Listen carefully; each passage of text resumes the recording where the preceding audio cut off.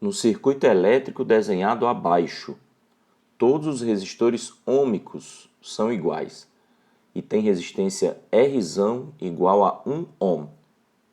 Ele é alimentado por uma fonte ideal de tensão contínua de 5 volts. A diferença de potencial entre os pontos A e B é de... Se o objetivo é descobrirmos a diferença de potencial entre os pontos A e B, observe que eles são os terminais do gerador de força motriz E resistência interna R.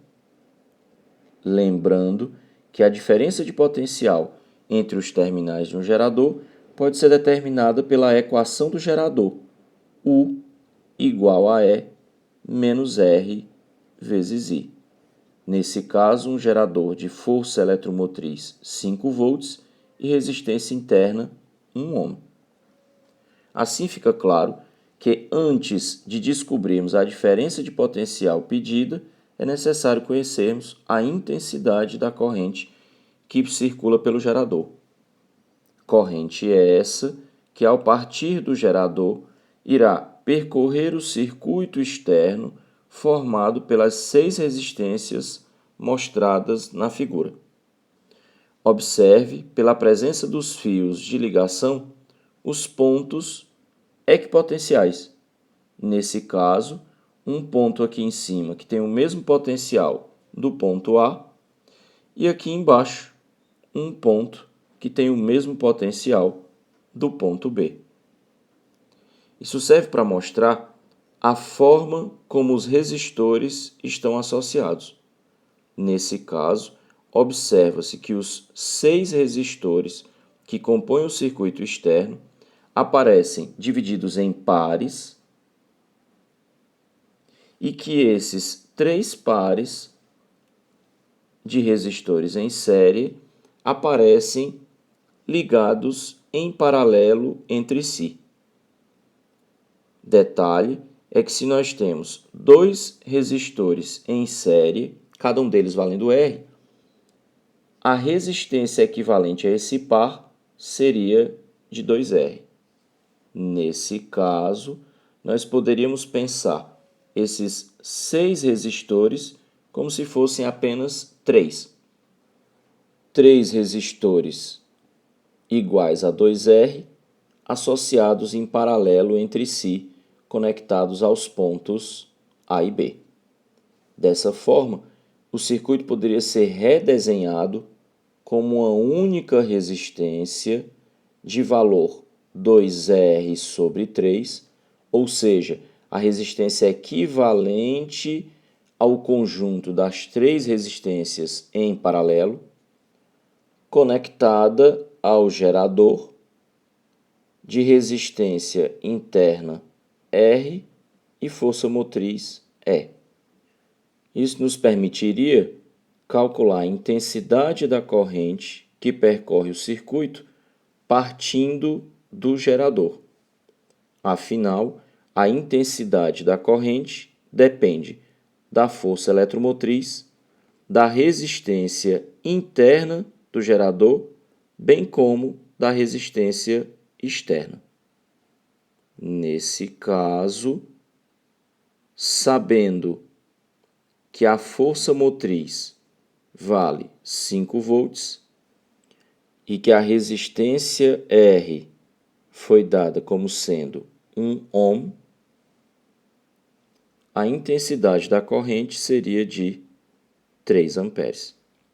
Dessa forma, retornando à equação do gerador lá do início, pode-se determinar a diferença de potencial entre os terminais do gerador como sendo 2 volts. Sendo assim, ficaríamos com a resposta correta, alternativa B de bola. Queria chamar a atenção para um detalhe. É possível que alguém, na hora da prova, olhando para esse circuito em formato de losango, lembrasse de um circuito muito comum que se estuda, chamado ponte de Wheaton. Não sei se essa ideia te passou pela cabeça, se essa lembrança te veio na memória.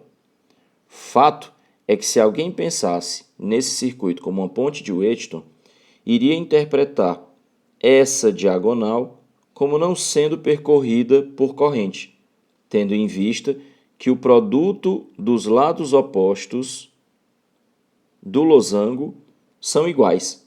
R vezes R é igual a R vezes R. Sendo assim, essa interpretação levaria a imaginar que em vez de 3 pares de resistores em paralelo, nós teríamos apenas 2 pares. Observe as consequências disso. Com 2 pares de resistores, cada um deles com resistência 2R, nós teríamos então uma resistência equivalente de apenas R fora do circuito, contando com a resistência interna R do gerador. Dessa forma, a intensidade da corrente que se iria medir seria diferente, valendo nesse caso 2,5 amperes.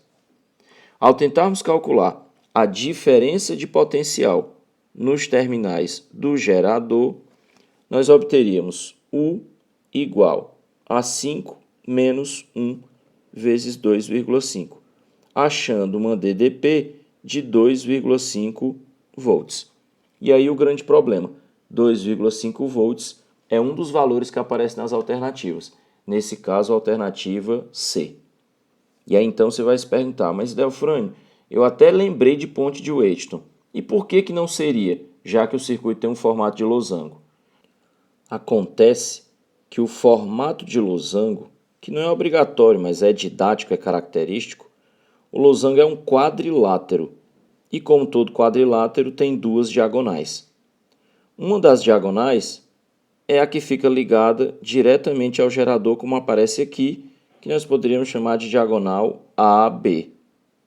A ponte propriamente dita, ou seja, os resistores que não serão percorridos por corrente, eles representam a outra diagonal, que nesse caso eu chamaria de diagonal CD.